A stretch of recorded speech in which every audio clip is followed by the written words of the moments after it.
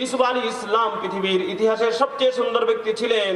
আয়েশা রাদিয়াল্লাহু তাআলা আনহা বলতেছেন, লাওয়াহি যুলাইখা লাউ রাআইনা জাবিনাহু, যুলাইখার সখীরা যদি আমার রাসূলের চেহারা দেখতেন, লা আসারনা বিল কাতিল কুলুবা আলাল ইয়াদি, তারা হাত কাটার পরিবর্তে তাদের গলা কেটে ফেললো, তারা অনুধাবন করতে পারতো না।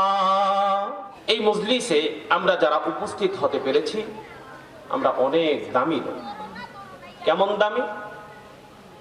আল্লাহ রাসূল সাল্লাল্লাহু আলাইহি ওয়াসাল্লাম হাদিসের মধ্যে বলেন, ক্বালান নবী সাল্লাল্লাহু আলাইহি ওয়াসাল্লাম, মা মিন কওমিন ইয়াযকুরুনাল্লাহ ইল্লা হাফাতহুমুল মালায়েকা ওয়া গাশিয়াতহুমুর রাহমা ওয়া নাযালাত আলাইহিমুস সাকিনা ওয়া যাকারাহুমুল্লাহু ফী মান ইনদা আও কামা ক্বালা আলাইহিস সালাতু ওয়াস সালাম।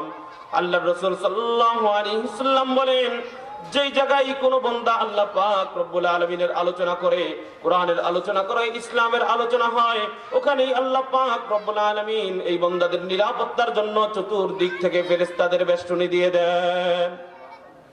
দুনিয়ার রাজা-বাদশারা, ক্ষমতাবানরা যখন বিভিন্ন জায়গায় যায়, তখন তারা তাদের সামনে পিছনে ডানে বায়ে নিরাপত্তার জন্য বিভিন্ন বাহিনী থাকে। আল্লাহ পাক রব্বুল আলামিনের বিশেষ দল, বিশেষ মেহমান যারা কোরআনের মাহফিলে আসে, তাদেরকেও আল্লাহ পাক রব্বুল আলামিন নিরাপত্তা দেওয়ার জন্য চতুর্পাশ থেকে ফেরেশতাদের বেষ্টনী দিয়ে দেন। ফেরেশতাদের বেষ্টনী দিয়ে আল্লাহ পাক রব্বুল আলামিন ক্ষান্ত থাকেন না। চতুর্পাশে তো নিরাপত্তা রয়েছে, কিন্তু উপর থেকে কোনো বিপদ আপদ আসার সম্ভাবনা রয়েছে। তাই আল্লাহ রাসূল সাল্লাল্লাহু আলাইহি ওয়াসাল্লাম বলেন, না না, শঙ্কিত হওয়ার কোনো কারণ নেই, কারণ আল্লাহ পাক রব্বুল আলামিন চতুর্পাশ থেকে যেভাবে নিরাপত্তা দিয়েছেন, উপর থেকেও আল্লাহ পাক রব্বুল আলামিন তাদেরকে নিরাপত্তা দেন। ওয়া গাশিয়াতহুমুর রাহমা, এই বান্দাদেরকে আল্লাহ পাক রব্বুল আলামিনের রহমতের ছাউনি ঢেকে দেন। রহমতের ছাউনি দিয়ে এই বান্দাদেরকে ঢেকে দেওয়া হয়।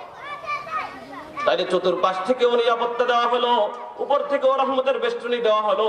তারপরও মনে মনে শঙ্কা থাকতে পারে, সর্বোচ্চ নিরাপত্তা হয়তো পাইনি। আল্লাহ পাক রব্বুল আলামিন বলেন, মনে মনে শঙ্কিত হওয়ার কোনো কারণ নেই। ওয়া নাযালাত আলাইহিমুস সাকিনা, তাদের অন্তরে আল্লাহ পাক রব্বুল আলামিন প্রশান্তি অবতীর্ণ করতে থাকেন।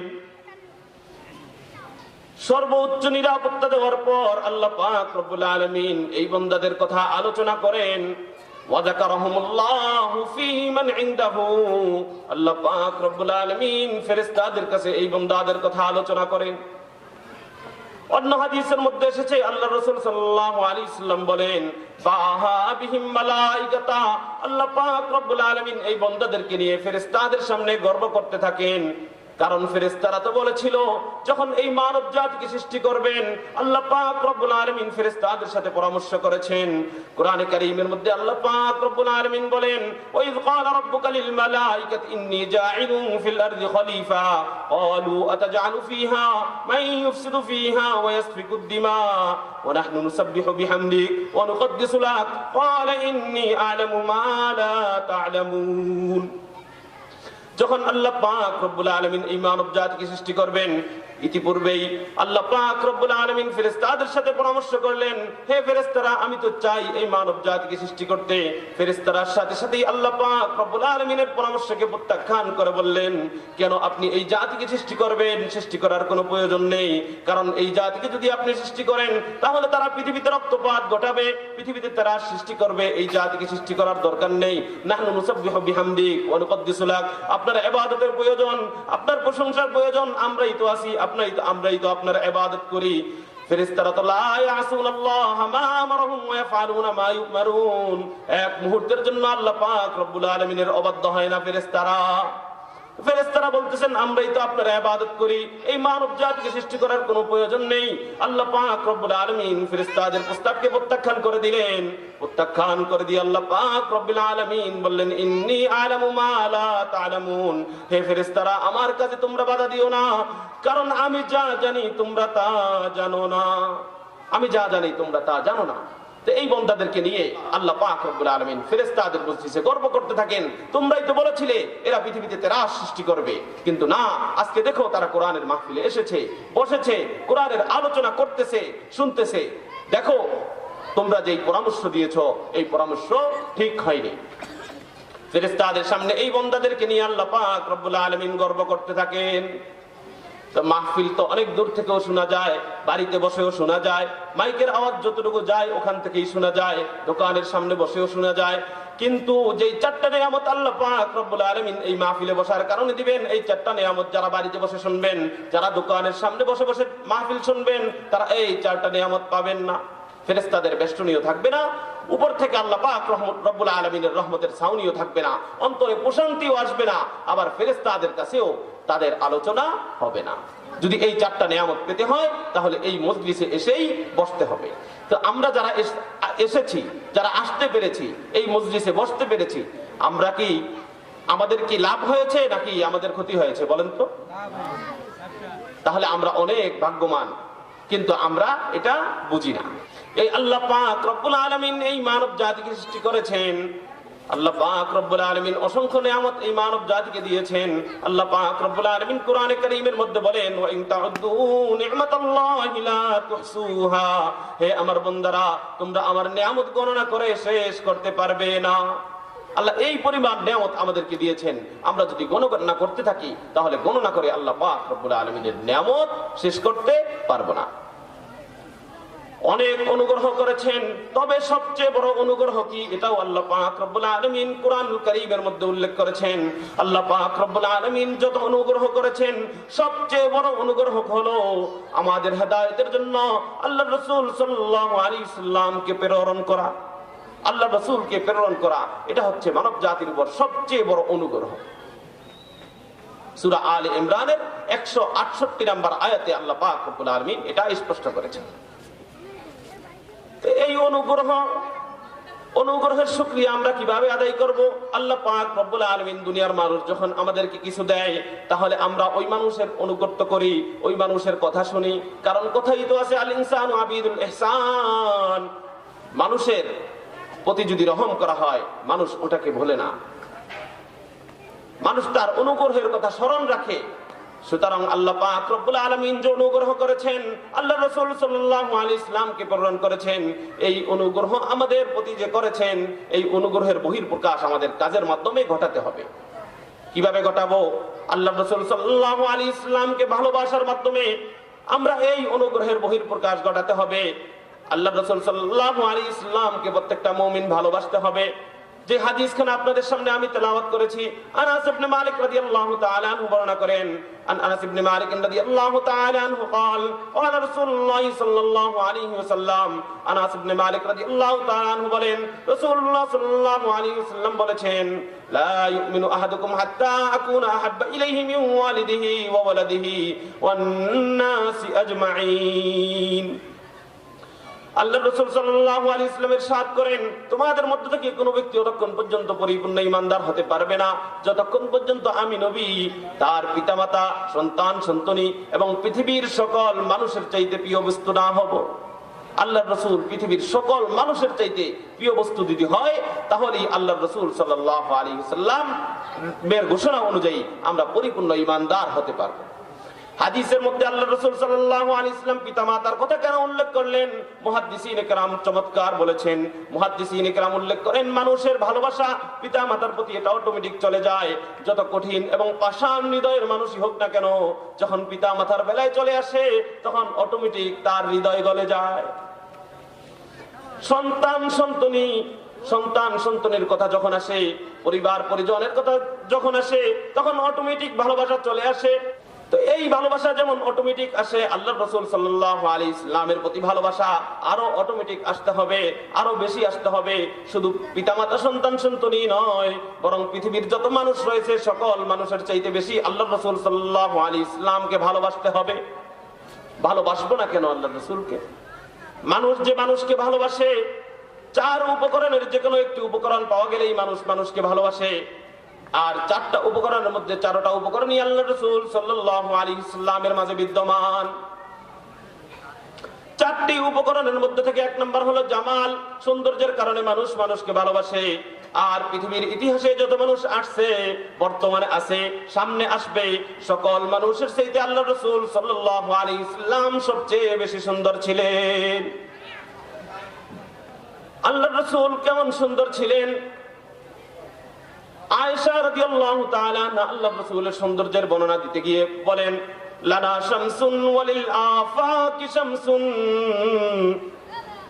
আমার একটি সূর্য রয়েছে আর আসমানেরও একটি সূর্য রয়েছে, তবে তোমরা কি জানো আসমানের সূর্যের চাইতেও আমার সূর্য উত্তম। ওয়া শামসি খায়রু মিন শামসিস সামাই ওয়া শামসুন নাহারি তাতলু বা'দা ফজরিন, আসমানের সূর্য তো উদিত হয় ফজরের পর, ওয়া শামসি তাতলু বা'দাল ইশাই, আর আমার সূর্যটা উদিত হয় এশারের পর। অন্য রাওয়ায়াতের মধ্যে আসছে আল্লাহর রাসূল সাল্লাল্লাহু আলাইহি সাল্লাম একবার এশারের পর ঘরে আসলেন। ঘরে এসে আয়েশা রাদিয়াল্লাহু তাআলা আনহার রুমে ঢুকে একটি মুস্কি হাসি দিলেন। মুস্কি হাসি দেওয়ার কারণে আল্লাহর রাসূল সাল্লাল্লাহু আলাইহি সাল্লামের দাঁত থেকে যে আলোক রশ্মি বের হলো, এই আলোক রশ্মির কারণে আয়েশা রাদিয়াল্লাহু তাআলা আনহা তার সুই খুঁজে নিয়েছেন। এত সৌন্দর্যের অধিকারী আল্লাহর রাসূল সাল্লাল্লাহু আলাইহি সাল্লাম ছিলেন। আমরা জানি ইউসুফ আলাইহিস সালামের প্রেমে মত্ত ছিলেন জুলাইখা। জুলাইখা ইউসুফ আলাইহিস সালামের প্রেমে পড়ে গিয়েছিল। ইউসুফ আলাইহিস সালাম পৃথিবীর ইতিহাসের সবচেয়ে সুন্দর ব্যক্তি ছিলেন। আয়েশা রাদিয়াল্লাহু তাআলা আনহা বলতেছেন, লাওয়াহি জুলাইখা লাউ রাআইনা জাবিনাহু, জুলাইখার সখীরা যদি আমার রাসূলের চেহারা দেখতেন, লা আসারনা বিল কাতিল কুলুবা আলাল ইয়াদি, তারা হাত কাটার পরিবর্তে তাদের গলা কেটে ফেললো, তারা অনুধাবন করতে পারতো না। তারা আঙ্গুল কাটার পরিবর্তে তারা গলা কেটে ফেললো, তারা একটুও টের পেত না আল্লাহ রাসূল সাল্লাল্লাহু আলাইহি ওয়াসাল্লামের সৌন্দর্যে তারা বিমোহিত হয়ে যেত। এত সৌন্দর্যের অধিকারী আল্লাহ রাসূল সাল্লাল্লাহু আলাইহি ওয়াসাল্লাম ছিলেন। কি সুবহানাল্লাহ বলবেন না? সুবহানাল্লাহ। কি সুবহানাল্লাহ বললে লস হবে না? তাহলে বলতে হবে তো। আরেকজন সাহাবী ছিলেন হাসান ইবনে সাবিত রাদিয়াল্লাহু তাআলা আনহু। হাসান ইবনে সাবিত রাদিয়াল্লাহু তাআলা আনহুর নাম আপনারা শুনেছেন? শুনেননি? তাহলে আজকে শুনেন। হাসান ইবনে সাবিত রাদিয়াল্লাহু তাআলা আনহু রাজসভার কবি ছিলেন। এই হাসান ইবনে সাবিত রাদিয়াল্লাহু তাআলা আনহু রাজসভার কবি থাকার কারণে বিভিন্ন রাষ্ট্রে যাওয়ার সুযোগ হয়েছে। তিনি আল্লাহর রাসূলের শানে খুব চমৎকার বলেছেন, ওয়া আজমালু মিন কালাম তারা কাতু আইনি ওয়া আহসানু মিন কালাম তালিদিন নিসাউ, হে আল্লাহর রাসূল, আপনার থেকে সুদর্শন কোন মানুষ আমার এই দু চোখ দেখেনি। وأجمل من كلام ترى قط عيني وأحسن من كلام تلد النساء, আপনার থেকে সুন্দর কোন সন্তান কোন মা ভূমিষ্ঠ করেনি। খুলিকতা মুবাররাম মিন কুল্লি আইবিন, আপনি সমস্ত দোষ ত্রুটি মুক্ত হয়ে সৃষ্ট হয়েছেন। কাআন্নাকা খুলিকতা কামা তাশাউ, আপনার সৃষ্টিটা এমন হয়েছে যেমনটা আপনি চেয়েছেন। আল্লাহ রাসূলকে বলতেছেন আপনার চাহিদা অনুযায়ী আপনার মন মতো আপনাকে সৃষ্টি করা হয়েছে। এত সৌন্দর্যের অধিকারী আল্লাহ রাসূল সাল্লাল্লাহু আলাইহি ওয়াসাল্লাম ছিলেন। আল্লাহ রাসূল সাল্লাল্লাহু আলাইহি ওয়াসাল্লাম কেমন সুন্দর ছিলেন। বারা ইবনে আযিবের নাম তো আপনারা শুনেছেন নাকি?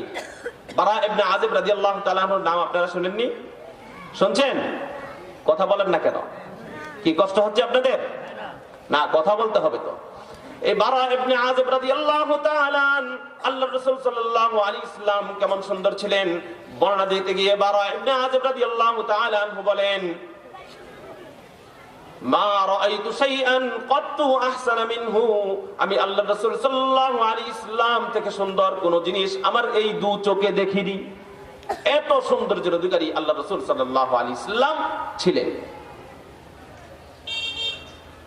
আরেকজন সাহাবী জাবির ইবনে সামুরা রাদিয়াল্লাহু তাআলা নাম শুনছেন? এই জাবির ইবনে সামুরা রাদিয়াল্লাহু তাআলা তিনি আল্লাহর রাসূলের সৌন্দর্যের বর্ণনা দিতে গিয়ে তিনি বলেন, রাআইতু রাসূলুল্লাহি সাল্লাল্লাহু আলাইহি ওয়াসাল্লাম ফি লাইলাতি ইজহিয়ান, আমি একদিন চাঁদনী রাতে আল্লাহর রাসূল সাল্লাল্লাহু আলাইহি ওয়াসাল্লামকে দেখলাম। যখন দেখেছি চাঁদনী রাত, একবার চাঁদের দিকে তাকাই, ফাজালতু আনজুরু ইলাইহি ওয়া ইলা ওয়াজহি রাসূলিল্লাহি সাল্লাল্লাহু আলাইহি ওয়াসাল্লাম, আমি একবার আল্লাহর রাসূলের চেহারার দিকে তাকাই, আরেকবার চাঁদের দিকে তাকাই, আমার কাছে মনে হলো ফালাহু ইনদি আহসানু মিনাল কামার, আমার কাছে কেন যেন মনে হলো আল্লাহর রাসূল সাল্লাল্লাহু আলাইহি ওয়াসাল্লাম চাঁদের চাইতে কোটি কোটি গুণে বেশি সুন্দর। এত সৌন্দর্যের অধিকারী আল্লাহ রাসূল সাল্লাল্লাহু আলাইহি ওয়াসাল্লাম ছিলেন। चाँद से तस्बीह देना ये कैसी जुल्म है, चाँद में तो दाग है लेकिन मेरे रसूल की चेहरे में दाग नहीं, चाँद में तो दाग है लेकिन मेरे रसूल की चेहरे में दाग नहीं। চাঁদের সাথে তুমি আল্লাহর রাসূলকে উপমা দিচ্ছ, না না, এটা কখনোই ঠিক হচ্ছে না। চাঁদের মধ্যে তো দাগ আছে, কিন্তু আল্লাহর রাসূল সাল্লাল্লাহু আলাইহি ওয়াসাল্লাম এত সৌন্দর্যের অধিকারী ছিলেন, আল্লাহর রাসূল সাল্লাল্লাহু আলাইহি ওয়াসাল্লামের চেহারায় কোনো দাগ ছিল না। जमाले हुस्न यूसुफ पर फकत आशिक जुलेखा थी, जमाले हुस्न यूसुफ पर फकत आशिक जुलेखा थी, हमारे रसूल की रूए रोशन पर फिदा सारी जहां हुई, हमारे रसूल की रूए रोशन पर फिदा सारी जहां हुई। अरे यूसुफের প্রেমে তো শুধু জুলাইখাই আসক্ত ছিল, ইউসুফের প্রেমে শুধু জুলাইখাই মত্ত ছিল, আর আমার রাসূলের প্রেমে সারা পৃথিবী মাতোয়ারা। মাতোয়ারা কিনা? আল্লাহ রাসূলকে আপনারা ভালোবাসেন না? তাহলে এতক্ষণের আলোচনা দ্বারা আমরা বুঝতে পারলাম আল্লাহ রাসূল সাল্লাল্লাহু আলাইহি ওয়াসাল্লাম পৃথিবীর ইতিহাসে যত মানুষ ছিল, যত মানুষ এসেছে, বর্তমানে আছে, সামনে আসবে, সকল মানুষের চাইতেও আল্লাহ রাসূল সাল্লাল্লাহু আলাইহি ওয়াসাল্লাম সবচাইতে বেশি সুন্দর ছিলেন। তাহলে ভালোবাসার এক নাম্বার উপকরণ জামাল, সৌন্দর্য।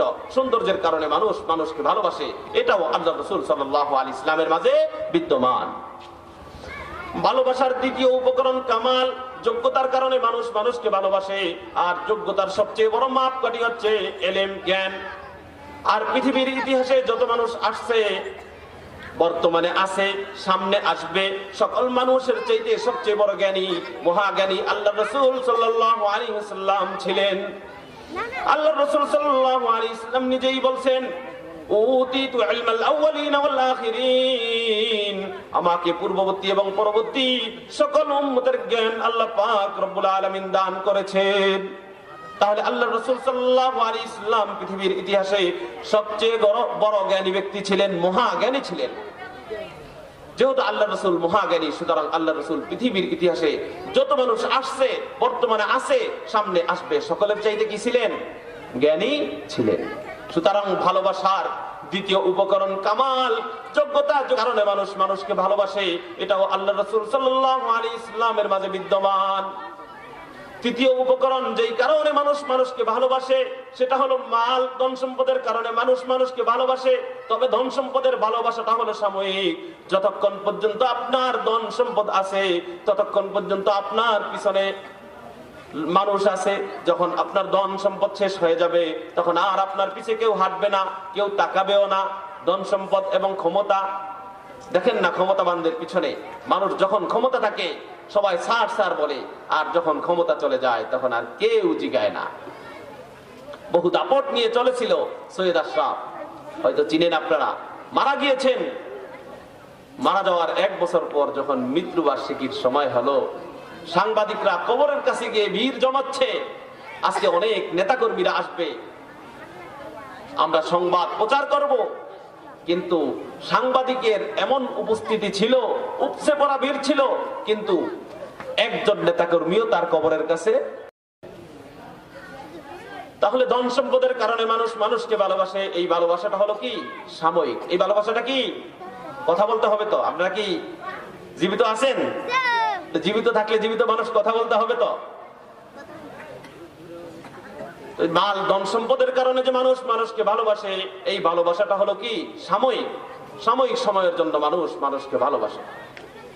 আর পৃথিবীর ইতিহাসে যত মানুষ আসছে, বর্তমানে আছে, সামনে আসবে, সকলের চাইতে ধনী ব্যক্তি আল্লাহ রাসূল সাল্লাল্লাহু আলাইহি ওয়াসাল্লাম ছিলেন। এখন আপনার মনে একটি প্রশ্ন উকি মারবে, হুজুর আপনি উল্টা কথা কেন বলেন? আমরা জানি আল্লাহ রাসূল ক্ষুধার তাড়নায় পেটে পাথর বেঁধেছে। আল্লাহ রাসূলই তো দোয়া করেছেন, ওয়াহশুরনি মিন জুমাতিল মাসাকিন, হে আল্লাহ ফকিরদের সাথে আমার হাসর করো। তা আল্লাহ রাসূল সাল্লাল্লাহু আলাইহি ওয়াসাল্লাম তো ধনী ছিলেন না, কিন্তু আপনি বলতেছেন ধনী। এটাকে বুঝিয়ে বলতে হবে। আল্লাহ রাসূল বলতেছেন, আল গিনা গিনান নাফস, প্রকৃত ধনী হলো আত্মার ধনী। আর আত্মার দিক থেকে আল্লাহ রাসূল সাল্লাল্লাহু আলাইহি ওয়াসাল্লাম সবচেয়ে বড় আত্মার অধিকারী ছিলেন। পৃথিবীর ইতিহাসে এমন কোন মানুষ নেই যে মানুষ 100 উট দ্বারা কোরবানি দিয়েছে আগেও দেয়নি, বর্তমানেও দিবে না, সামর্থ্য থাকলেও দেওয়া সম্ভব না, ওরকম মন মানসিকতা আছে? 100 উট দ্বারা কোরবানি দেওয়ার মন মানসিকতা আমাদের সমাজে, আমাদের দেশে, সারা পৃথিবীতে কারো আছে? নেই। সামনে আসবে বলে আপনাদের মনে হয়? আপনাদেরও মনে হয় না, কিন্তু আল্লাহ রাসূল সাল্লাল্লাহু আলাইহি ওয়াসাল্লাম নিজের জীবদ্দশায় 100 উট দ্বারা কোরবানি দিয়ে গেছেন। কত উট দ্বারা? 100 উট দ্বারা কোরবানি দিয়েছেন আল্লাহ রাসূল। তারপরেও কি বলবেন? আল্লাহ রাসূল পৃথিবীর ইতিহাসে সবচেয়ে বড় ধনী ব্যক্তি ছিলেন না, বরং গরিব ব্যক্তি ছিলেন? আপনারা কি বলবেন? আল্লাহ রাসূল পৃথিবীর ইতিহাসে সবচেয়ে বড় ধনী ব্যক্তি ছিলেন। সুতরাং ভালোবাসার তৃতীয় উপকরণ, সেটাও আল্লাহ রাসূল। মাল ধন সম্পদের কারণে মানুষ মানুষকে ভালোবাসে, এটাও আল্লাহ রাসূল সাল্লাল্লাহু আলাইহি ওয়াসাল্লামের মাঝে বিদ্যমান। ভালোবাসার চতুর্থ উপকরণ করাবত, আত্মীয়তার সম্পর্ক। আত্মীয়তার সম্পর্কের কারণেও মানুষ মানুষকে ভালোবাসে। আপনার ভাই আজকে বিপদে পড়ুক না, অবশ্যই আপনার ভাইয়ের সাথে যত শত্রুতাই থাকুক না কেন, আপনি দৌড়ে যাবেন, যাবেন না? কারণ একটা ব্লাড কালেকশন আপনার ভাইয়ের সাথে আছে, রক্তের সম্পর্ক আছে। যত শত্রুতা থাকুক না কেন, বিপদে অবশ্যই আপনি এগিয়ে যাবেন। এটা হলো আপনার ভালোবাসা আপনার ভাইয়ের প্রতি। এই ভালোবাসাটা কেন? আত্মীয়তার সম্পর্কের কারণেই তো, তাই না? তো আত্মীয়তার সম্পর্কের কারণে যদি ভালোবাসা হয়, আল্লাহ রাসূল সাল্লাল্লাহু আলাইহি ওয়াসাল্লামের মাঝেও আমাদের আত্মীয়তার বন্ধন বিদ্যমান। কারণ আল্লাহ পাক রব্বুল আলামিন কোরআনে কারীমের মধ্যে বলেন, আন-নাবিয়্যু আওলা বিল মুমিনিনা মিন আনফুসিহিম। মুমিনদের নিকট আল্লাহ রাসূল সাল্লাল্লাহু আলাইহি ওয়াসাল্লাম তাদের জীবনের চাইতেও আল্লাহ রাসূল সাল্লাল্লাহু আলাইহি ওয়াসাল্লাম বেশি প্রিয়। আপনাদের জীবনের চাইতেও আল্লাহ রাসূল বেশি প্রিয় কিনা? ইস্তাফতি কলবাক, আপনার অন্তরকে জিজ্ঞেস করেন। যদি আপনার অন্তরকে জিজ্ঞেস করার পর আপনার অন্তর যদি উত্তর দেয় আল্লাহ রাসূল আমার জীবনের চাইতেও আমার নিকট প্রিয়, তাহলে আপনি খাঁটি মুমিন। আর যদি আপনার অন্তর সাক্ষী না দেয় যে না, আল্লাহ রাসূল আমার জীবনের চাইতেও বেশি প্রিয় নয়, তাহলে আপনি খাঁটি মুমিন হতে পারবেন না। পারবেন? ওমর রাদিয়াল্লাহু তাআলা আনহু আল্লাহ রাসূল সাল্লাল্লাহু আলাইহি ওয়াসাল্লামকে অনেক ভালোবাসতেন। কি পরিমাণ ভালোবাসতেন! عن عبد الله بن حبيش رضي الله تعالى عنه قال, عبد الله بن حبيش رضي الله تعالى عنه বলেন, كنا مع النبي صلى الله عليه وسلم, আমরা একদা আল্লাহ রাসূল সাল্লাল্লাহু আলাইহি ওয়াসাল্লামের সাথে ছিলাম। কোথায়? আল্লাহ রাসূলের সাথে। ওহু আখিযুন বিয়াদি উমর ইবনে আল-খাত্তাব রাদিয়াল্লাহু তাআলা আন, আল্লাহ রাসূল সাল্লাল্লাহু আলাইহি ওয়াসাল্লাম উমর ইবনে আল-খাত্তাব রাদিয়াল্লাহু তাআলা আনহুর হাতটা ধরলেন, ধরে বগলের নিচে নিলেন। নিয়ে আল্লাহ রাসূল সাল্লাল্লাহু আলাইহি ওয়াসাল্লাম ওমরের প্রতি ভালোবাসা প্রকাশ করতেছেন। আমরাও ছোট বাচ্চাদেরকে বিভিন্ন জায়গায় নিয়ে গেলে এভাবে হাত ধরে বগলের নিচে রাখি কিনা, বা হাতের মধ্যে রাখি কিনা? এটা কিসের আলামত? যে আমি তাকে ভালোবাসি। আল্লাহ রাসূল সাল্লাল্লাহু আলাইহি ওয়াসাল্লামের একজন সাহাবী ছিলেন যায়েদ ইবনে সাবিত রাদিয়াল্লাহু তাআলা আন। যায়েদ ইবনে সাবিতের নাম আপনারা শুনেছেন? না শুনলে আজকে শুনেন। আল্লাহ রাসূলের সাহাবী যায়েদ ইবনে সাবিত রাদিয়াল্লাহু তাআলা আন, হাদিসের মধ্যে এসেছে ওয়াকানা রাজুলান হারিসা, বড় ধরনের কোন সাহাবী ছিলেন না, একজন সাধারণ সাহাবী ছিলেন। কৃষি কাজ করতেন, ক্ষেত খামারে কাজ করতেন। কৃষি কাজ করার ব্যস্ততার কারণে তিনি মদিনায় নিয়মিত আসার সুযোগ হতো না। একদিন তিনি নিজের ক্ষেতে কাজ করতেছেন, এমত অবস্থায় মদিনা থেকে একজন সাহাবী তার পাশ দিয়ে যাচ্ছেন। যাওয়ার সময় ওই আব্দুল্লাহ ইবনে সাবিত রাদিয়াল্লাহু তাআলা আনহুকে ডাক দিলেন, ইয়া আবদুল্লাহ, হে আব্দুল্লাহ, আতাদরি আন্না মুহাম্মাদান কদ মাত, তুমি কি জানো মুহাম্মদুর রাসূলুল্লাহ সাল্লাল্লাহু আলাইহি ওয়াসাল্লাম ইন্তেকাল করেছেন? তোমার কি খবর আছে? তুমি কি জানো? এই কথা বলার সাথে সাথে আব্দুল্লাহ ইবনে যায়েদ রাদিয়াল্লাহু তাআলা কাল বিলম্ব না করে দুই হাত আসমানের দিকে তুলে দিলেন। দুই হাত আসমানের দিকে তুলে দিয়ে আল্লাহ পাক রব্বুল আলামিনের কাছে ফরিয়াদ করলেন, আল্লাহুম্মা যিব বসরি, হে আল্লাহ, তুমি চিরদিনের জন্য আমার দৃষ্টিশক্তি নিয়ে নাও। কেন তুমি আমার দৃষ্টিশক্তি নিয়ে নিবে? কারণ আব্দুল্লাহ ইবনে যায়েদ রাদিয়াল্লাহু তাআলা আনহু নিজেই বলতেছেন, ফাইন্নী লা উরিদু আন আনজুরা ইলা আহাদিন বাদ মুহাম্মাদিন সাল্লাল্লাহু আলাইহি ওয়াসাল্লাম, কারণ আমি এই দুই চোখে আল্লাহর রাসূল সাল্লাল্লাহু আলাইহি ওয়াসাল্লামের পরে আর কাউকে দেখতে চাই না। যেই দুই চোখ দিয়ে আল্লাহর রাসূলকে দেখতে পাবো না, ওই দুই চোখ আমার দরকার নেই, ওই দুই চোখ আমার প্রয়োজন নেই। সুতরাং চিরদিনের জন্য তুমি আমাকে অন্ধ বানিয়ে দাও।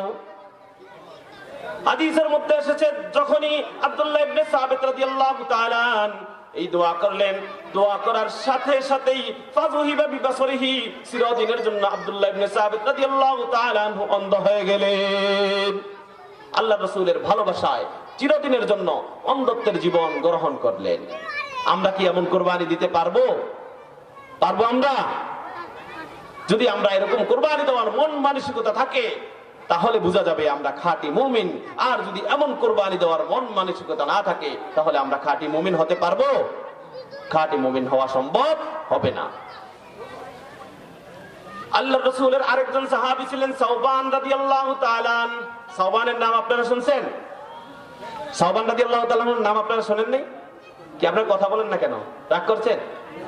কথা বলতে হবে তো, একটু জোরে বলেন আমি যাতে শুনি। এই সাওবান রাদিয়াল্লাহু তাআলা আল্লাহর রাসূল সাল্লাল্লাহু আলাইহি সাল্লামের আযাদকৃত গোলাম ছিলেন। খুবই ভালোবাসতেন আল্লাহর রাসূল সাল্লাল্লাহু আলাইহি সাল্লামকে। এই সাওবান রাদিয়াল্লাহু তাআলা একদিন ভারাক্রান্ত হৃদয় নিয়ে বসে আছেন। সাওবানের খুবই মন খারাপ। আল্লাহর রাসূল সাল্লাল্লাহু আলাইহি সাল্লাম দূর থেকে দেখলেন সাওবান রাদিয়াল্লাহু তাআলা মনক্ষুণ্ণ হয়ে বসে আছেন, মন বাহার করে বসে আছেন। আল্লাহর রাসূল সাল্লাল্লাহু আলাইহি সাল্লাম সাওবান রাদিয়াল্লাহু তাআলার কাছে গেলেন। কাছে গিয়ে বললেন, ইয়া সাওবান মা গায়্যারা লাউনাক, হে সাওবান তোমার রং কেন বিবর্ণ হয়ে গেল? তুমি হাসো না কেন? তোমার মন খারাপ কেন? তুমি ভারাক্রান্ত হৃদয় নিয়ে কেন বসে আছো?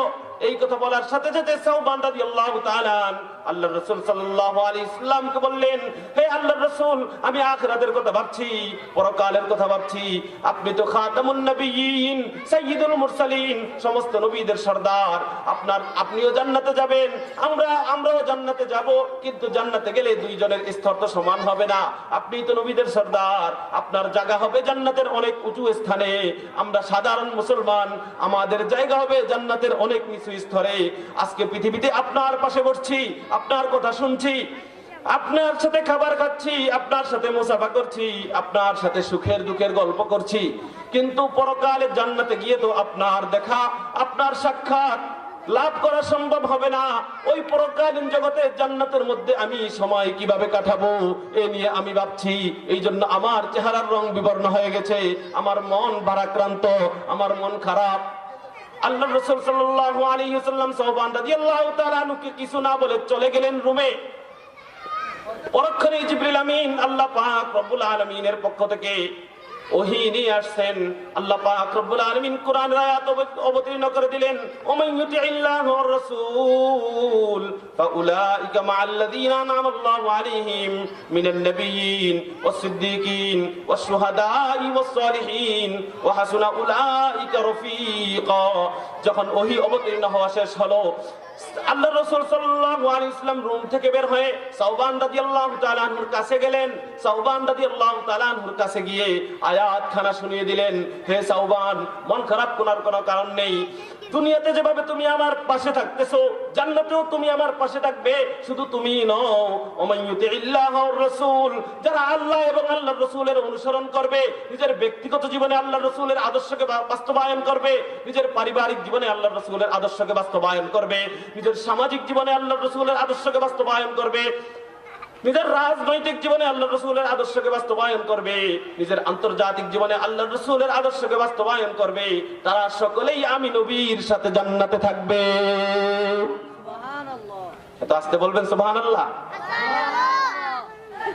আল্লাহর রাসূলের অনুসরণ করলে জান্নাতে যাওয়া যাবে। দেখেন একজন সাহাবী, সাধারণ একজন সাহাবী, আল্লাহর রাসূলের আযাদকৃত গোলাম সাওবান রাদিয়াল্লাহু তাআলা আনহু, তার কি ফিকির যে আল্লাহর রাসূলের প্রতি কি পরিমাণ ভালোবাসা। দুনিয়াতে তো আল্লাহর রাসূলের প্রতি ভালোবাসা প্রকাশ করে গেছেনই, কিন্তু আখিরাতেও আল্লাহর রাসূলের ভালোবাসা পাওয়ার জন্য ব্যাকুল। কিভাবে আল্লাহর রাসূলের ভালোবাসা পাবেন? এখন আমরা চাই না আল্লাহর রাসূলের ভালোবাসা পেতে? তাহলে কি কি করলে ভালোবাসা পাওয়া যাবে এই নিয়ে ইনশাআল্লাহ সংক্ষিপ্ত আলোচনা করি। আলোচনা শেষ করব, শেষ পর্যন্ত থাকবেন তো ইনশাআল্লাহ? উঠে যাবেন? ঠিক আছে, দেখা যাবে। আল্লাহর রাসূলের আরেকজন সাহাবী ছিলেন জাবের ইবনে আব্দুল্লাহ রাদিয়াল্লাহু তাআলা আন। জাবেরের পিতা আব্দুল্লাহ রাদিয়াল্লাহু তাআলা আন নাম অবশ্যই শুনেছেন, শুনেননি? প্রসিদ্ধ সাহাবী জাবের ইবনে আব্দুল্লাহ। জাবেরের পিতা আব্দুল্লাহ রাদিয়াল্লাহু তাআলা আন উহুদের যুদ্ধে প্রথম সারিতে শহীদ হয়েছেন। উহুদের যুদ্ধে যাওয়ার আগে জাবেরকে ডাকলেন, ইয়া জাবের, হে জাবের এদিকে আসো। বাবা যখন ডেকেছেন, বাবা ডাকার পর জাবের রাদিয়াল্লাহু তাআলা আনহু বাবার কাছে গেলেন।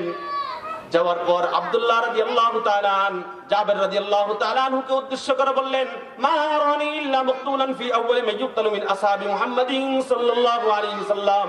হে জাবের, আমি তো উহুদের যুদ্ধে যাচ্ছি, কেন যেন আমার মন সাক্ষ্য দিচ্ছে উহুদের যুদ্ধে যারা শহীদ হবেন প্রথম কাতারই আমি শহীদ হয়ে যাব, আমার মন সাক্ষ্য দিচ্ছে। তবে জাবের, তুমি শুনে নাও, লা আতরুকু বাদি আযা ইলাইকা মিনকা, তবে আমার পরে আমি সবচেয়ে ভালোবাসার বস্তু, সবচেয়ে প্রিয় বস্তু জাবের, তোমাকেই আমি রেখে যাচ্ছি, তোমাকেই ভালোবাসার বস্তু হিসেবে রেখে যাচ্ছি। আচ্ছা বলেন তো, বাবা যদি বলে কোন সন্তানকে আমি তোমাকে সবচেয়ে বেশি ভালোবাসি, সন্তান খুশি হবে না? অটোমেটিক খুশি হবে। জাবের রাদিয়াল্লাহু তাআলা তো খুব খুশি। আমার অনেক বোন আছে, আরো ভাইরা আছে, আমার বাবা সবচেয়ে বেশি আমাকে ভালোবাসেন। জাবের রাদিয়াল্লাহু তাআলা খুব খুশি। পরক্ষণেই জাবের রাদিয়াল্লাহু তাআলা পিতা আব্দুল্লাহ রাদিয়াল্লাহু তাআলা বলে ফেললেন, জাবের, ঠিক আছে, তোমাকে সবচেয়ে বেশি ভালোবাসি, সেটা যেমন তুমি শুনেছো, ভালোভাবে তুমি স্মরণ রাখো, গায়রা নাফসি মুহাম্মাদিন সাল্লাল্লাহু আলাইহি ওয়াসাল্লাম, তোমাকে সবার চাইতে বেশি ভালোবাসি ঠিক, কিন্তু আল্লাহর রাসূল সাল্লাল্লাহু আলাইহি ইসলামের ভালোবাসা তোমার চাইতেও বেশি। তোমার ভালোবাসা একদিক, আল্লাহর রাসূলের ভালোবাসা একদিক। আল্লাহর রাসূলের ভালোবাসায় সিক্ত হই তো নিজের জীবন উৎসর্গ করার জন্য উহুদের মাঠে চলে যাচ্ছি, এবং উহুদের মাঠে চলে গিয়ে আমার মন কেন যেন সাক্ষ্য দিচ্ছে আমি শহীদ হয়ে যাব। তাহলে জাবের রাদিয়াল্লাহু তাআলা কেও ভালোবাসতেন, কিন্তু সবচেয়ে বেশি ভালোবাসতেন কাকে? আল্লাহর রাসূল সাল্লাল্লাহু আলাইহি সাল্লাম কে। আরেকজন সাহাবী ছিলেন, নাম অবশ্যই শুনেছেন, শুনেননি? আমর ইবনুল আস রাদিয়াল্লাহু তাআলা। শুনছেন? এই আমর ইবনুল আস রাদিয়াল্লাহু তাআলা যখন ইন্তেকাল করতেছেন, তখন তিনি তিনার মুখ থেকে উচ্চারণ করতেছেন, মা কানা আহাদুন আহাব্বা ইলাইয়া মিন রাসূলিল্লাহি সাল্লাল্লাহু আলাইহি সাল্লাম, আমি তো পৃথিবী থেকে বিদায় নিচ্ছি, কিন্তু তোমরা পৃথিবীবাসী ভালোভাবে শুনে নাও, আমি আল্লাহর রাসূল সাল্লাল্লাহু আলাইহি সাল্লাম থেকে প্রিয় বস্তু পৃথিবীতে আর কাউকে রেখে যাচ্ছি না। আল্লাহর রাসূল আমার সবচাইতে প্রিয় ব্যক্তি, প্রিয় বস্তু।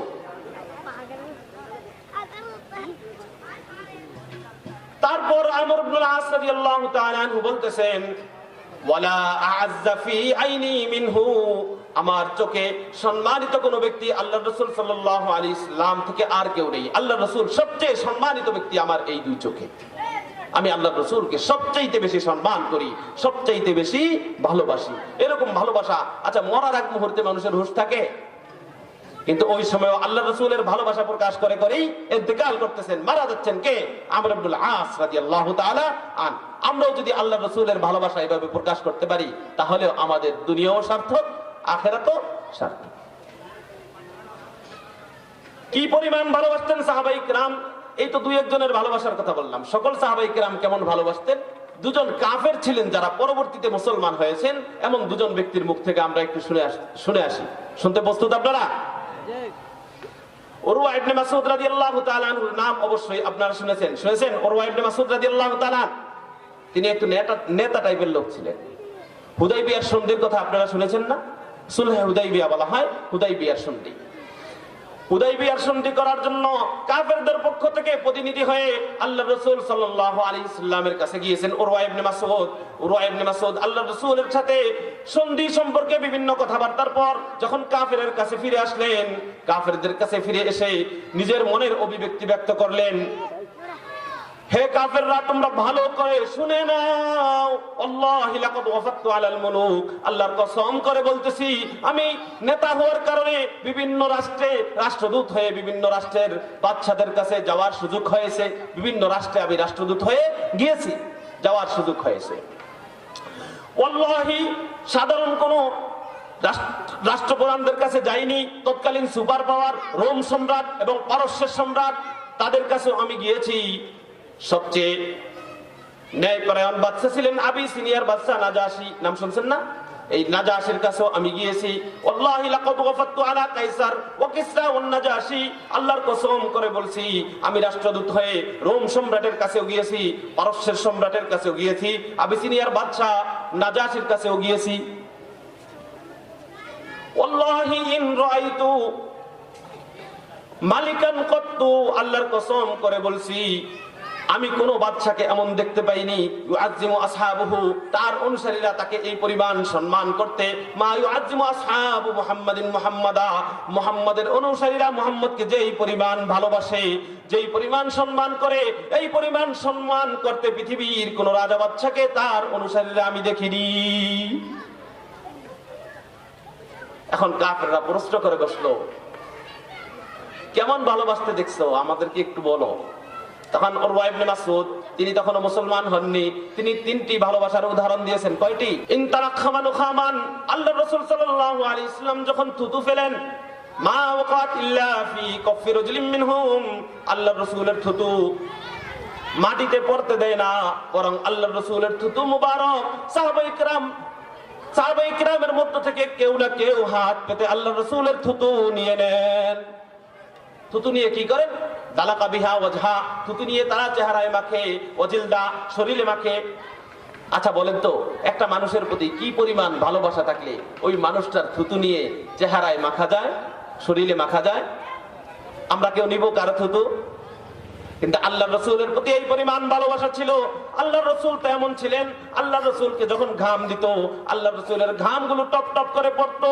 এই ঘামগুলো নেওয়ার জন্য সাহাবায়ে কিরাম বোতল নিয়ে আসতেন, বোতলের মধ্যে করে আল্লাহর রাসূল সাল্লাল্লাহু আলাইহি ওয়াসাল্লামের ঘামগুলো নিয়ে যেতেন। ঘামগুলো নিয়ে, এই ঘামগুলো বিভিন্ন অনুষ্ঠানের সময় উত্তম সুগন্ধি হিসাবে ব্যবহার হতো। আল্লাহর রাসূলের বাদী ছিলেন উম্মে আইমান রাদিয়াল্লাহু তাআলা আনহা, নাম শুনছেন না? উম্মে আইমান রাদিয়াল্লাহু তাআলা আনহা এক রাতে আল্লাহর রাসূল সাল্লাল্লাহু আলাইহি ওয়াসাল্লাম প্রস্রাব করার পর, আগে কি এরকম আমাদের মতো এত উন্নত প্রস্রাবখানা ছিল, বাথরুম ছিল? ছিল না। রাতে প্রস্রাব হলে কোথায় যাবেন? মরুভূমির মধ্যে পাত্র থাকতো, পাত্রের মধ্যেই করে রেখে দিতেন, সকালে দূরে ফেলে দিতেন। এমনটাই ছিল পরিস্থিতি। তো আল্লাহর রাসূল সাল্লাল্লাহু আলাইহি ওয়াসাল্লাম রাত্রিবেলায় প্রস্রাব করে একটি পাত্রের মধ্যে নিলেন, নেওয়ার পর উম্মে আইমানকে দিলেন, উম্মে আইমান রেখে দাও, সকালে ফেলে দিও। উম্মে আইমান ডক ডক করে গিলে খেয়ে ফেললো। এর প্রতিক্রিয়া কি হয়েছে? যতদিন উম্মে আইমান বেঁচে ছিল, প্রত্যেকটা পশমের গোড়া থেকে তার সুগন্ধি ছড়াতে থাকতো। আল্লাহর রাসূল যখনই কোনো প্রস্রাব পায়খানা করতেন, মাটির সাথে সাথে গিলে ফেলতো, মাটি গিলে ফেলতো। আল্লাহর রাসূলের প্রস্রাব পায়খানা জমিনে থাকতো না। জমিনও আল্লাহর রাসূলকে চিনতো, আল্লাহর রাসূলকে ভালোবাসতো। কিন্তু আমরা আল্লাহর রাসূলের উম্মত দাবি করি, কিন্তু আল্লাহর রাসূলের আদর্শ কি আমাদের মধ্যে আছে? তো এক নম্বর উরওয়া ইবনে মাসউদ যেটা বলেছিলেন, তারা থুতু নিয়ে তাদের চেহারায় মাখে, শরীরে মাখে, তাহলে তোমরা বুঝে নাও কি পরিমাণ তারা আল্লাহর রাসূলকে ভালোবাসে। 2 নম্বর যেটা বলেছেন, ইন আমারহুম ইবতাদারু আমরা, আল্লাহর রাসূল যখন কোন কাজের আদেশ দেন, তখন তারা আল্লাহর রাসূলের আদেশ বাস্তবায়নের জন্য হুমড়ি খেয়ে পড়েন। কার আগে কে করবেন তাদের মধ্যে প্রতিযোগিতা লেগে যায়। আল্লাহর রাসূলের আদেশটা পালন করতে পারলেই তারা নিজেদেরকে সৌভাগ্যবান মনে করে। তাহলে কি পরিমাণ ভালোবাসা থাকলে একটা কথা বলার সাথে সাথেই শুনে। আমাদের কর্মচারীরাও কি আমাদের কথা যথাযথভাবে শুনে? আজকাল তো কাজের লোক রাখলেও ওকে পাহারা দিতে হয়, ঠিক মতো কাজ করে কিনা, দিতে হয় না? তাহলে সাহাবায়ে কিরাম কি পরিমাণ আল্লাহর রাসূল সাল্লাল্লাহু আলাইহি ওয়াসাল্লামকে ভালোবাসতেন তোমরা ভালোভাবে বুঝে নাও। তৃতীয় কথাটা যেটা উরওয়া ইবনে মাসউদ রাদিয়াল্লাহু তাআলা আনহু কাফের অবস্থায় আল্লাহর রাসূল সাল্লাল্লাহু আলাইহি ওয়াসাল্লাম সম্পর্কে বলেছেন, ইন তাওয়াজ্জা, আল্লাহর রাসূল যখন ওযু করেন, কাদু ইয়াকতুলুনা আলা ওযুইহি, আল্লাহর রাসূলের বেঁচে যাওয়া ওযুর পানিটুকু নেওয়ার জন্য রীতিমতো তাদের মধ্যে যুদ্ধের উপক্রম হয়ে যায়। কার আগে কে নেবেন তাদের মধ্যে প্রতিযোগিতা লেগে যায়। তাহলে বলেন কি পরিমাণ ভালোবাসা সাহাবায়ে কিরামের আল্লাহর রাসূল সাল্লাল্লাহু আলাইহি ওয়াসাল্লামের প্রতি ছিল। আবু সুফিয়ানের নাম তো শুনছেন, শুনেননি? যে আল্লাহর রাসূলের বিরুদ্ধে গজওয়ে আহজাব পরিচালনা করেছিল, গজওয়ে আহজাবের মধ্যে নেতৃত্ব দিয়েছিল। কোরআনে একটি সূরা আছে, সূরাতুল আহজাব, যেটাকে আমরা খন্দকের যুদ্ধ বলি। আবু সুফিয়ান রাদিয়াল্লাহু তাআলা আনহু কাফের অবস্থায় আল্লাহর রাসূল সাল্লাল্লাহু আলাইহি ওয়াসাল্লাম সম্পর্কে বলেন, ওয়াল্লাহি, আল্লাহর কসম করে বলতেছি, লাকাদ রাআইতু মিনান নাস, আমি তো নেতা, আমি তো আবার বিশিষ্ট ব্যবসায়ী, ব্যবসার সুবাদে নেতা হওয়ার কারণে বিভিন্ন রাষ্ট্রে যাওয়ার সুযোগ হয়, বিভিন্ন বর্ণের মানুষকে দেখেছি। যত মানুষকে দেখেছি আল্লাহর কসম করে বলতেছি, মা রাআইতু মিনান নাসি ইউহিব্বু আহাদান কাহুব্বি আসহাবি মুহাম্মাদিন মুহাম্মাদা।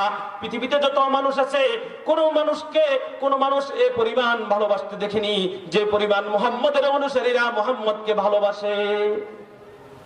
কাউকে এরকম ভালোবাসতে আমার চোখে পড়েনি। কে বলতেছেন? কাফের অবস্থায়। তারা তো সবসময় মত্ত থাকে যে মুহাম্মদের নিয়ে বদনাম করা যায়, কিন্তু তাদের মুখেও কি বের হয়? আল্লাহ রসুলের প্রশংসা বের হয়। আল্লাহ রসুল কেমন লোক ছিলেন। আনাস রাদিয়াল্লাহু তাআলা আনহু বলতেছেন সাহাবায়ে কিরাম কি পরিমাণ ভালোবাসতেন আল্লাহ রাসূল সাল্লাল্লাহু আলাইহি সাল্লামকে। আনাস রাদিয়াল্লাহু তাআলা আনহু বলতেছেন রাআইতু রাসূলুল্লাহ সাল্লাল্লাহু আলাইহি ওয়াসাল্লাম, আমি আল্লাহ রাসূল সাল্লাল্লাহু আলাইহি সাল্লামকে দেখেছি ওয়াল হাল্লাকু ইয়াহলিকু, আল্লাহ রাসূলের একজন নাপিত আল্লাহ রাসূলের চুল কাটতেছেন। একজন লোক আল্লাহ রাসূলের কি কাটেন? চুল কাটে। ও আতাফা বিহি আসহাবু, সাহাবায়ে কিরাম চতুর্পাশে বেষ্টনী দিয়ে আল্লাহ রাসূলের চতুর্পাশে বেষ্টনী দিয়ে দাঁড়িয়ে আছেন, হাত পেতে রাখছেন। তাদের ইচ্ছা কি? মা ইউরিদুনা ইল্লা আন তাকওয়া শারাতুন ইল্লা ফি ইয়াদি রাজুলিন মিনহুম, আল্লাহ রাসূলের একটি চুলও যাতে মাটিতে না পড়ে, বরং প্রত্যেকটি চুল যাতে কারো না কারো হাতে পড়ে। হাতে পড়ার জন্য হাত পেতে রেখেছে। এই জন্যই তো দেখা যায় বিভিন্ন ছবি বা জাদুঘরের মধ্যে আল্লাহ রসুলের চুল এখনো কি আছে? বিদ্যমান আছে। তো এই ছিল সাহাবায়ে কিরামের আল্লাহ রসুল সাল্লাল্লাহু আলাইহি ওয়াসাল্লামের প্রতি ভালোবাসা। এক আবু বকর আল্লাহ রসুল সাল্লাল্লাহু আলাইহি ওয়াসাল্লামের প্রতি যেই ভালোবাসার নজরানা দিয়েছেন, উম্মতের কারো পক্ষে এই ভালোবাসার নজরানা দেওয়া সম্ভব নয়। কি পরিমাণ ভালোবাসতেন আবু বকর সিদ্দিক রাদিয়াল্লাহু তাআলা আনহু আল্লাহর রাসূলের কাছে এসে বলেন, আল্লাহর রাসূল, দুটি জিনিস আমার খুব ভালো লাগে। এক নাম্বার আন-নাজরু ইলা ওয়াজহিক, আপনার চেহারার দিকে তাকাতে আমার সবচেয়ে বেশি ভালো লাগে, যত তাকাই ততই ভালো লাগে। দুই নাম্বার ইনফাকু মালি ফি সাবিলিল্লাহ, আল্লাহর রাস্তায় আমার মাল খরচ করতে আমার খুব ভালো লাগে। আপনার জন্য আমার মালকে, ইসলামের জন্য আমার ধন সম্পদকে উৎসর্গ করে দিতে আমার খুব ভালো লাগে। এই জন্য তো আল্লাহ রাসূল সাল্লাল্লাহু আলাইহি ওয়াসাল্লাম একবার বলেছিলেন, তোমরা কে কি দিবে সব নিয়ে আসো। ওমর রাদিয়াল্লাহু তাআলা আনহু নিয়ে আসলেন, আবু বকর নিয়ে আসলেন। ওমর তো বেজায় খুশি, আজকে আবু বকরকে ঠকাবো, কারণ আমি আমার সম্পদের অর্ধেক সম্পদ নিয়ে এসেছি, সুতরাং আবু বকর আজকে আমার সাথে পেরে উঠবে না। কিন্তু বাস্তবতা দেখা গেল, ওমর যখন গেলেন আল্লাহ রাসূলের দরবারে, ওমরকে আল্লাহ রাসূল জিজ্ঞেস করলেন, ওমর কি নিয়ে আসছো? বলল, আল্লাহ রাসূল, আমার যত সম্পদ ছিল 2 ভাগ করে অর্ধেক পরিবার পরিজনের জন্য রেখে এসেছি, আর অর্ধেক আপনার জন্য নিয়ে এসেছি। আবু বকরকে জিজ্ঞেস করেননি, আবু বকর তুমি কি নিয়ে আসছো, বরং পাল্টা প্রশ্ন করলেন, আবু বকর তুমি কি রেখে এসেছো? কি নিয়ে আসছো এটা জিজ্ঞেস করেনি, বরং কি রেখে এসেছো এটা জিজ্ঞেস করেছেন। আবু বকর সিদ্দিক রাদিয়াল্লাহু তাআলা আনহু উত্তর দিয়েছিলেন, আল্লাহ এবং আল্লাহর রাসূলকে আমার পরিবার পরিজনের জন্য রেখেছি, তারাই আমার পরিবার পরিজনের জন্য যথেষ্ট। আবু বকরের যেই মনের আশা আকাঙ্ক্ষা, এটা আল্লাহ পাক রব্বুল আলামিন পূর্ণ করে দিয়েছেন। আন-নাজরু ইলা ওয়াজহি, হে আল্লাহর রাসূল, সবচেয়ে প্রিয় বস্তু হলো আপনার চেহারার দিকে তাকানো। কি পরিমাণ ভালোবাসতেন আবু বকর সিদ্দিক রাদিয়াল্লাহু তাআলা আনহু। আল্লাহর রাসূল দীর্ঘ 13 বছর মক্কাতে দ্বীনের মেহনত করেছিলেন, দ্বীনের দাওয়াত দিয়েছিলেন। কাফেরদের অত্যাচার সহ্য করতে না পেরে আল্লাহর রাসূল সাল্লাল্লাহু আলাইহি ওয়াসাল্লাম হিজরতের দৃঢ় সংকল্প করলেন, মক্কা ছেড়ে মদিনায় চলে যাবেন। 6 মাস পূর্বে আবু বকর সিদ্দিক রাদিয়াল্লাহু তাআলা আনহুকে বলেছেন, আবু বকর, আমি কিন্তু হিজরত করব, তা হবে আবার রাত্রি বেলায়, আর সফর সঙ্গী হবা তুমি আবু বকর। এই কথা যেদিন থেকে আল্লাহর রাসূল সাল্লাল্লাহু আলাইহি ওয়াসাল্লাম আবু বকরকে বলেছেন, ওই দিন থেকে 6 মাস পর একদিন গভীর রজনীতে আবু বকরের দরজায় গিয়ে আল্লাহর রাসূল সাল্লাল্লাহু আলাইহি ওয়াসাল্লাম ক্ষীণ আওয়াজে ডাক দিলেন, ইয়া আবু বকর, হে আবু বকর। আবু বকর বলে ডাক দিতে দেরি, আবু বকরের দরজা খুলতে দেরি হলো না। আল্লাহর রাসূল ক্ষীণ আওয়াজে কেন ডাক দিলেন? কারণ মক্কার কাফেররা যদি আল্লাহর রাসূলের উপস্থিতি টের পায়, তারা আল্লাহর রাসূলকে ধরে হত্যা করার কৌশল চালাবে, হত্যা করবে।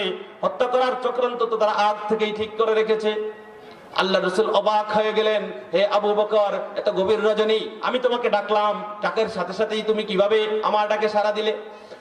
পরক্ষণেই আবু বকর সিদ্দিক রাদিয়াল্লাহু তাআলা আনহু উত্তর দিলেন, হে আল্লাহর রাসূল, যেই দিন থেকে বলেছিলেন আমাকে নিয়ে হিজরত করবেন, ওই হিজরত হবে আবার রাত্রি বেলায়, ওই দিন থেকে এক মুহূর্তের জন্য আমি আবু বকর বিছানায় পিঠ লাগাইনি। কখন না আপনি ডাক দেন, আপনার ডাকে সাড়া দিতে আমার দেরি হবে। শুধু জাগ্রত থেকেই ক্ষান্ত হননি, বরং আল্লাহ রাসূলের জন্য দুটি বাহন রেখেছেন, একটি বাহন আবু বকরের জন্য, আরেকটি বাহন আল্লাহ রাসূলের জন্য। আরো যাবতীয় যা যা লাগবে সব প্রস্তুত করে রেখেছেন আবু বকর সিদ্দিক রাদিয়াল্লাহু তাআলা। চলে গেলেন মদিনা অভিমুখে। যাওয়ার পর দিন হয়ে যাচ্ছে। দিনের বেলা যখন চলবেন তখনই কাফেররা দেখে ফেলবে। কাফেররা তো আল্লাহর রাসূল সাল্লাল্লাহু আলাইহি ওয়াসাল্লামকে হন্য হয়ে খুঁজতেছেন, দেখলেই যেখানেই পাবে ওখানেই হত্যা করবে। আল্লাহর রাসূল গুহায় আশ্রয় নিলেন। গুহায় আশ্রয় নেওয়ার পর পুরাতন গুহা, ওই গুহার মধ্যে সাপের গর্ত রয়েছে, অনেকগুলো গর্ত। এই গর্ত কি করবেন? গর্ত তো মুছতে হবে, গর্তগুলো বন্ধ করতে হবে। আবু বকর সিদ্দিক রাদিয়াল্লাহু তাআলা নিজের পাগড়ি ছিঁড়ে ছিঁড়ে প্রত্যেকটা গর্ত বন্ধ করলেন, কিন্তু একটি গর্ত বন্ধ করার মতো পাগড়ির টুকরা আর ছিল না। কি করবেন? আল্লাহর রাসূল তো বিশ্রাম নেবেন, আল্লাহর রাসূল ঘুমাবেন।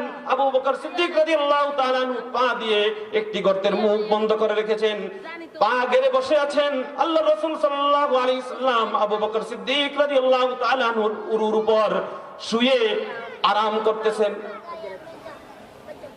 কিন্তু বাস্তবতা হলো ওই গর্তের মধ্যে তো এক আশিক রাসূল, আল্লাহর রাসূলের প্রেমিক বসা, এক সাপ বসা। সাপ প্রত্যেকটা গর্ত দিয়ে বের হওয়ার চেষ্টা করেছে, প্রত্যেকটা গর্তেরই মুখ বন্ধ। সর্বশেষ যেই গর্তের মুখে এসেছে ওই গর্তের মুখে আবু বকরের পা, সাথে সাথেই কামড় বসিয়ে দিল সাপ। আবু বকর সিদ্দিক রাদিয়াল্লাহু তাআলা আনহু সাপের কামড়ে আবু বকর সিদ্দিক রাদিয়াল্লাহু তাআলা আনহুর চেহারার রং বিবর্ণ হয়ে গেল, পুরো শরীর কালো হয়ে গেল, কিন্তু নাড়াচাড়া করেন না। কারণ নাড়াচাড়া যদি করেন তাহলে আল্লাহর রাসূলের আরামের ব্যাঘাত ঘটবে, আল্লাহর রাসূল ঘুম থেকে জাগ্রত হয়ে যাবেন। না না, আল্লাহর রাসূলকে কষ্ট দেওয়া যাবে না। আমার জীবন যদি চলে যায় তাও আল্লাহর রাসূল সাল্লাল্লাহু আলাইহি ওয়াসাল্লামকে কষ্ট দেওয়া যাবে না। কিন্তু সাপের বিষ ক্রিয়ার কারণে আবু বকর সিদ্দিক রাদিয়াল্লাহু তাআলা আনহু অজান্তেই চোখ থেকে দু ফোঁটা পানি গড়িয়ে গড়িয়ে পড়তে লাগলো। এক ফোঁটা পানি গড়িয়ে গড়িয়ে আল্লাহর রাসূল সাল্লাল্লাহু আলাইহি ওয়াসাল্লামের চেহারা মুবারকের মধ্যে পড়লো। পানি পড়ার সাথে সাথে আল্লাহর রাসূল সাল্লাল্লাহু আলাইহি ওয়াসাল্লাম ঘুম থেকে জাগ্রত হয়ে গেলেন। ঘুম থেকে জাগ্রত হয়ে আবু বকর সিদ্দিক রাদিয়াল্লাহু তাআলা আনহুকে বললেন, হে আবু বকর, কি হয়েছে তোমার? তুমি আমাকে জাগাওনি কেন? বিস্তারিত ঘটনা আল্লাহর রাসূল সাল্লাল্লাহু আলাইহি ওয়াসাল্লামকে বললেন। আল্লাহর রাসূল সাল্লাল্লাহু আলাইহি ওয়াসাল্লাম যেই জায়গায় সাপে কামড় দিয়েছে থুতু মুবারক লাগিয়ে দিলেন। লাগিয়ে দেওয়ার সাথে সাথে আবু বকর সিদ্দিক রাদিয়াল্লাহু তাআলা আনহু সুস্থ হয়ে গেলেন। সাপ গর্ত থেকে বের হলো। বের হয়ে আবু বকর সিদ্দিক রাদিয়াল্লাহু তাআলা আনহু এবং আল্লাহর রাসূলের সামনে বলতেছেন, হে আল্লাহর রাসূল, আমি দীর্ঘদিন ধরে এখানে অপেক্ষা করতেছি আপনার সাক্ষাতের জন্য। আল্লাহর রাসূলকে দেখে ওই সাপ নিজের আশা মিটিয়েছে। দেখেন, এই মুহূর্তেও আল্লাহর রাসূলের আরামের চিন্তা করেছেন। সাপে কামড় দিছে, নিজের জীবন চলে যাচ্ছে, তাও আল্লাহর রাসূলের ঘুম ভেঙে যাবে, এটা হতে পারে না। এই ভালোবাসার কারণেই তো আবু বকর সিদ্দিক হয়েছে উম্মতের সর্বশ্রেষ্ঠ মানব। আবু বকর সিদ্দিক রাদিয়াল্লাহু তাআলা আনহু যখন ইন্তেকাল করবেন, আয়েশা রাদিয়াল্লাহু তাআলা আনহা পাশে বসা।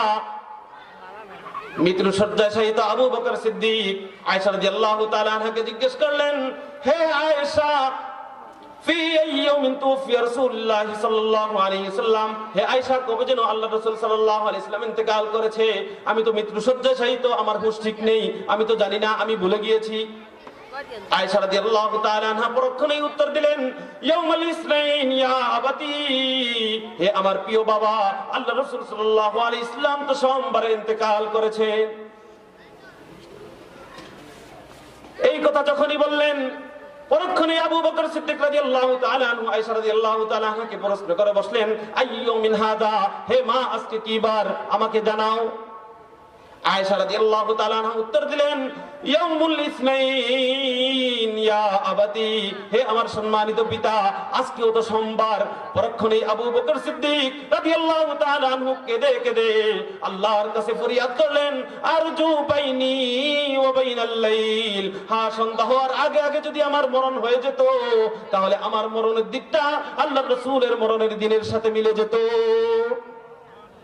এই পরিমাণ ভালোবাসা ছিল আবু বকর সিদ্দিকের এবং সাহাবায়ে কিরামের, তাই তারা সাহাবী হয়েছে। সাহাবা যাকে বদলে মে খরিদা হে মুসলমানি, সাহাবা যাকে বদলে মে খরিদা হে মুসলমানি, তু ভি এক তু মুসলমান হে কাহা তেরা মুসলমানি, তু ভি এক তু মুসলমান হে কাহা তেরা মুসলমানি। সাহাবায়ে কিরাম নিজের জীবনের বিনিময়ে, নিজের ধন সম্পদের বিনিময়ে, পরিবার পরিজনের বিনিময়ে মুসলমানিত্ব কিনেছেন, তাই তাদের কাছে ইসলামের এত দাম ছিল, তাই তারা নিজের জীবনকে উৎসর্গ করে দিয়েছেন। বিদায় হজের মধ্যে ১৬ লক্ষ সাহাবায়ে কিরাম উপস্থিত ছিলেন, কিন্তু মক্কা মদিনায় আপনি খোঁজ নিলে ১০,০০০ সাহাবায়ে কিরামের বেশি, এর চাইতে বেশি সাহাবায়ে কিরামের কবর নেই। তাহলে সাহাবায়ে কিরাম কোথায় গিয়েছেন? দ্বীনের জন্য পৃথিবীর দিক দিগন্তে ছুটে গিয়েছেন। নিজের মৃত্যুর কথা কাউকে বলে যাননি, জানাজার কথা বলে যাননি, কোথায় কবর দিবেন না ওটা বলে যাননি, বরং এটাই বলেছিলেন যে না, দ্বীনের জন্য নিজের জীবনকে উৎসর্গ করে দিতে হবে, ইসলামের জন্য নিজের জীবনকে উৎসর্গ করে দিতে হবে। এটার মধ্যেই আমার সফলতা রয়েছে। চাই আমার জানাজা না হোক, আমার লাশ পুকুরে খাক, আমার লাশ মাঠের মধ্যে পচে যাক, তাতে কোনো আপত্তি নেই, কিন্তু আমার ঈমান, আমার মরণটা যাতে আল্লাহর রাসূলের ভালোবাসা নিয়ে ঈমানের সাথে হয়, এটাই প্রত্যেকটা সাহাবীর প্রত্যাশা ছিল। এরকম ঈমানের অধিকারী যদি আমরা হতে পারি, তাহলে আমরা জান্নাতে যেতে পারবো, অন্যথায় জান্নাতে যাওয়া সম্ভব নয়। তাহলে এতক্ষণের আলোচনা দ্বারা আমরা কি বুঝলাম? এতটুকু বুঝতে পেরেছি, আমাদের ঈমান যদি পরিপূর্ণ হতে হয়, সাহাবায়ে কিরাম যেভাবে আল্লাহর রাসূল সাল্লাল্লাহু আলাইহি ইসলামকে ভালোবেসেছেন, এভাবে আল্লাহর রাসূল সাল্লাল্লাহু আলাইহি ইসলামকে আমরা ভালোবাসতে হবে। সাহাবায়ে কিরামের ভালোবাসার বিনিময় আল্লাহ পাক রব্বুল আলামিন ঈমানদারের ক্ষেত্রে বলেছেন, আমিনু কামা আমানান নাস। সাহাবায়ে কিরাম যেভাবে ঈমান আনছেন, তোমরা ওভাবে যদি ঈমান আনতে পারো, তাহলে তোমাদের ঈমান গ্রহণযোগ্য হবে, অন্যথায় তোমাদের ঈমান গ্রহণযোগ্য হবে না। এখন রাসূলকে ভালোবাসি, এটা কি মুখে বললেই হবে? কোন দিন মাসের সাথে আমাদের রাসূলের ভালোবাসা এটা কি নির্ধারিত নয়, বরং রাসূলের ভালোবাসা সদা সর্বদা আমাদের অন্তরে বিদ্যমান। এখন রাসূলের ভালোবাসা মুখে ভালোবাসি, মুখে ভালোবাসি এটা বললে হবে না, বরং আল্লাহর রাসূলকে ভালোবাসার বহির্প্রকাশ ঘটাতে হবে। বহির্প্রকাশ কিভাবে ঘটাবো? এক নাম্বার, আল্লাহর রাসূলের আদর্শ, আল্লাহর রাসূলের সুন্নাত, আল্লাহর রাসূলের সুন্নাত নিজের ব্যক্তিগত জীবনে বাস্তবায়ন করতে হবে, নিজের পারিবারিক জীবনে বাস্তবায়ন করতে হবে, নিজের সামাজিক জীবনে বাস্তবায়ন করতে হবে, নিজের রাষ্ট্রীয় জীবনে বাস্তবায়ন করতে হবে, এবং আন্তর্জাতিক অঙ্গনেও আল্লাহর রাসূল সাল্লাল্লাহু আলাইহি ইসলামের আদর্শ বাস্তবায়ন করতে হবে।